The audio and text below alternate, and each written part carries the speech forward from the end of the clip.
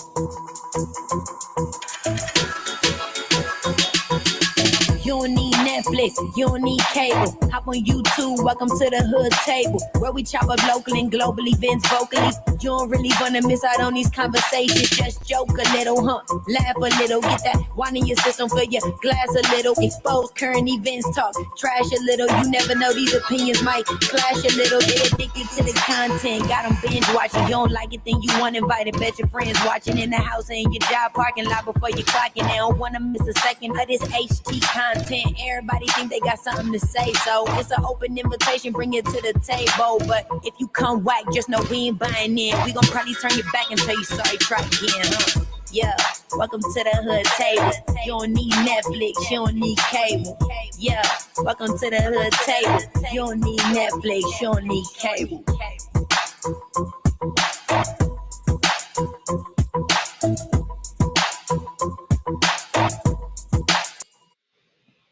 What's up, everybody? Welcome back to the Hood Table one more again. To all my hoodies, subbies, supporters, family, and friends. Please come on in and hit that like button and also hit that share button and subscribe to the Hood Table if you're not already subscribed. Please and thank you.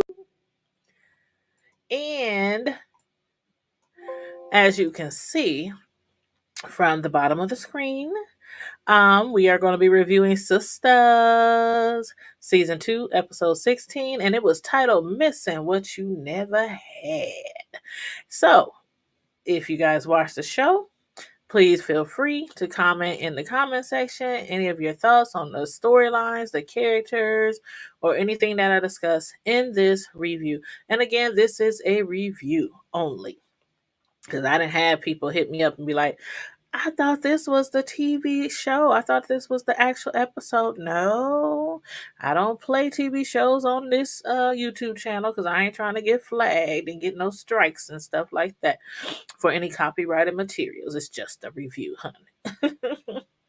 But anyway, like, share, and subscribe, and also follow us on Facebook, Twitter, IG, Stereo, and also our website, thehoodtable.com.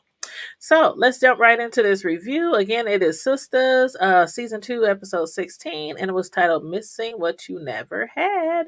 Now, at the end of the last episode last week, we had saw how Zach had got pulled over. There was a warrant out for his arrest for credit card fraud, which his ex Karen had put out on him because she assumes that the person who did the credit card charges frauds was her ex Zach because of his criminal background. So this episode started back off with Zach being pulled over and arrested for the warrant they had on him. And the first thought that crossed my mind was if Karen would regret filing charges on Zach if she knew just how he was treated. Child, it really hurt to see the way Zach was handled by that police officer, and the fact that the officer was black, like from a black man to a black man. I don't care what the crime is. Those officers have to know that at any given moment, without their badge and without their gun, they or their loved ones could be treated the same way. Catch that. But that officer, he said he didn't want to turn off his body cam and end up on the news and lose his job from having to shoot some hard-headed bastard. And we all know what that officer meant by that, because how many times have we seen where somebody done got beat up or killed by the officer and the camera wasn't on or the camera wasn't working properly? Okay. So, in law, I feel like more and more is not black and white. It's only blue and you. That's just how I feel. But anywho, Fatima, she done made it to Karen's hair salon after making, love all night with Zach in and out the shower. Between Fatima and Zach, her hair was soaking wet and all over the place. And as usual in a hair salon, the ladies started, their little chitter chatter, gossiping and discussing personal business, relationships, all the stuff we probably should not be discussing in a salon. But anyway, Karen was discussing how nice of a man she has, one who'll do anything for her, give her anything, besides sex, that is. Thanks to him being a preacher. And in response, Fatima was mentioning, her man, who she's really feeling as well, even though he might not have it all together yet. Now, once Karen heard that, She said, I once had a man who I had carried for a long period of time, much, much, much too long. And it was at that point that I was like, oh shit, Karen is about to find out that her client Fatima is kicking it with her ex Zach. I just knew Karen was about to burn up all Fatima's scalp, her edges, ears, and all. But instead, Karen, since Karen only had like 45 minutes to whip Fatima's hair back into shape, the relationship conversation is on pause for now. For now. But as far as Danny and Preston, aka Mr. Rodeo, back at Danny's crib, she and Mr. Rodeo were kicking it back and forth, chit chatting, having a little morning coffee and little, chit chat. And suddenly somebody started banging on her door, and I was like, who the hell was knocking on Danny's door that early in the damn morning? And Danny, assuming that it's just the landlady looking for the rent, she tells Preston to go answer the door. Upon answering the door, Preston yelled out to Danny, "It's the butt liquor, Danny." The butt liquor, aka James, the bartender, claimed that he was just in the neighborhood and wanted to stop by and see how Danny was doing. So, in stopping by, while out on a run, James also just happened to have a gift for her as well. And wasn't it cute how Preston suddenly got jealous? Revealing, that just last night he had used his teeth to pull off Danny's panties.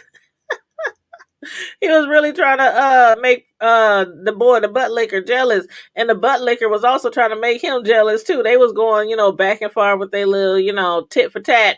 And Preston, said all boastful, "Well, since I'm going to be spending all day in and all up and through your crib, I'll keep my eye out for those panties while you are gone." Those two were some fools. I was cracking up. I was really cracking up. I was tickled. But James, he'd have made a painting or some type of artwork or something he'd have made. And then he had the nerve to ask Danny for $45 to cover the cost of the canvas. Like, fool, how you gonna bring her a gift that you chose to make for her and then charge her for $45 for the cost of the canvas? And y'all, Preston didn't know quite how to feel. First of all, right after Danny and Preston got into it, she slept with James the butt licker. Then once Preston came back, they slept together. Then the butt licker shows up the next morning with a gift, a painting or some type of artwork that he'd have made for Danny. And Danny didn't want to have nothing to do with the piece of art. But Preston, on the other hand, he was thinking that, the least you could do for somebody who licked your butt is open up the gift that they gave you. Y'all, I'm telling you, those three had me cracking up. I was hollering. But Danny, she's really feeling Preston, as we already knew. And we can tell, from her phone conversation with Sabrina. And it also seems as if Sabrina's feeling somebody as well, and it ain't Calvin. Now, last episode, I had asked y'all, which one do you think is more interested in Jacoby? Sabrina or Maurice or both? And I also asked y'all, what do you think might happen if Sabrina and Maurice were indeed both interested in that new teller, Jacoby? Mm-hmm. And wouldn't it be crazy if he was bisexual and ended up kicking it with the both of them? Mm-hmm. Behind the scenes. Mm-hmm. That Jacoby, he is so interested in Sabrina that he offered to quit his job. Well, not quit his job, so that he can take her on a date. But Sabrina not wanting to shit where she eats, which is what I suggest to most people. Said she couldn't go out with him because she's his boss. So without thinking, Jacoby offered to transfer to another bank, and I was like, "Come on, man, you ain't been there but a hot ass minute, and you willing to switch locations, transfer jobs to date somebody you hardly even know? Get the hell out of here. Get the hell out of here, boy. But you better keep your job, shoot." But for now they ain't doing nothing because cock blocking Maurice done strolled up there talking about who's doing what and where, being all nosy and shit. He was looking at Sabrina like, "Don't even try it, bitch." Bitch, don't even try it. Maurice said he got his eye on Sabrina. Like, I see you, bitch. Don't even try. But to Andy and Gary. After arriving at work while walking, underground through the underground garage, from her car, Gary came out of nowhere, approaching Andy. And unlike the last time when he was trying to force her into his car, this time he was more apologetic and letting her know that he's moving out of town. Andy was like, "Okay, good luck with your move. I'll holla." Gary didn't like the sound of that. And I think, well, I guess, what he was expecting was for her to fall into his arms and beg him to stay, because she can't live without him. But has Andy really come to her senses, y'all? Like, even after Gary acknowledged, that what he did was wrong, and he was expressing how much he's still in love with her, she wasn't taking the bait. She was not taking the bait at that moment. And Gary, not believing that Andy could just walk away so easily, said, "Is that it? You mean to tell me that there's no chance of us working it out?" Andy was like, "Hell to the no. Take your ass to Boston and find somebody else to treat like shit, because it won't be me." Not again. But this man, he done committed crimes, and he done persuaded her to put dirty money in her bank account. He tried to move her out to the country to isolate her from her family and friends. Then he leaves her passed out with bruised ribs. But he want another chance. I'm starting to believe that he's really not moving out of town. Do y'all really think Gary is going to move out of town? I highly doubt it. I highly doubt it. And I don't know how far Gary might have gone in that garage had not Fatima walked up. So thank God for that, because I don't know. He don't like to take no for an answer. You know what I'm saying? But then, once Andy had arrived at work, she had an entirely different attitude. Needing some understanding, she asked Paris's mother, Miss Irene, for a little relationship advice. And basically, as far as the advice, bottom line is, or at least what I believe is, was that Andy needs to figure out what she really wants and what she really needs. Miss Irene also told her that Andy was missing what she never had. And she was like, okay, Miss Irene. Miss Irene, she had me so damn confused, y'all. She was talking in riddles. For a minute, she was talking in riddles, and she was going round and round in circles and shit. I was like, are you trying to tell us that Andy is pregnant with Gary's baby? Because she kept talking about babies, and in the Bible, women, they be, the pains and all this of childbirth, but then after they had a baby, they be like, "Oh, my beautiful baby, it was all worth it." I was like, Miss Irene, what the hell is you trying to say? She had me rewinding that scene over and over and over, trying to figure out what the hell it was that she was really trying to say. But what did y'all think when Gary pulled up to Karen's salon and asked to speak to her? I was like, what on earth does he need to discuss with Karen? But then, of course, he was trying to get one of Andy's friends to see his side and also see how much he still loves Andy. But maybe he should have reconsidered and instead visited Danny. Karen had no words for him except to never stop by her shop again, and that she's going to tell Andy to get a restraining order. And one more thing, she told Garrett, first of all, I will shoot you on sight. She said, "Nigga, if you ain't heard about me, you better check my profile, and I don't mean Facebook, because I will shoot a mofo on the spot, even in broad daylight." And I was like, hold the hell up. Is this the same Karen that got attacked by the brother of Aaron's ex-wife? The same Karen who was rescued by Zach? I was like, I guess maybe after being attacked, she strapped up. Maybe she done bought a pistol, y'all. Pew, pew, pew. So let's see if Andy will end up actually, needing a restraining order. But anyway, back to Zach, who is now sitting on a cold bench behind bars. He cannot believe that he was arrested on credit card fraud. And I still don't believe that he was the one responsible.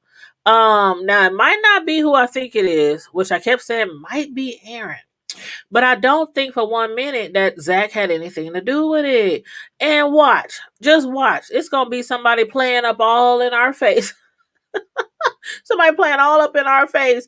But thanks to his old flame, the female officer at the jail, he was able to make a phone call on her cell phone. But why the hell was she so pissed off after he made a call to Fatima? Like, was it because she thought he was calling his ex? Karen? But instead called a whole nother female? As if she has hopes of them getting back together again.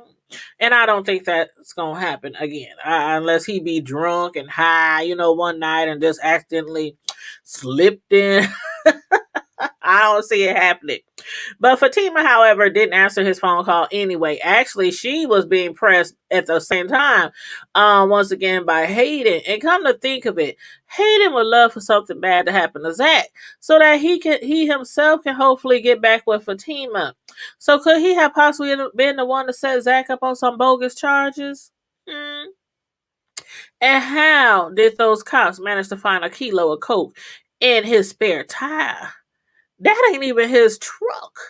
That is a company truck. Know what I'm saying? Same company that Hayden is involved with. So, my question for y'all, is Zach still slanging or has he been set up? And who do you think set him up? And on that note, y'all, make sure if you didn't like the video on your way in, make sure you like the video on your way out. Share the video, subscribe to the Hood Table if you're not already subscribed, and follow us on Facebook, Twitter, IG, Stereo, and our website, thehoodtable.com. And stay safe, you guys. Be blessed. Remain vigilant at all times. And always, always, always keep it hood. Bye.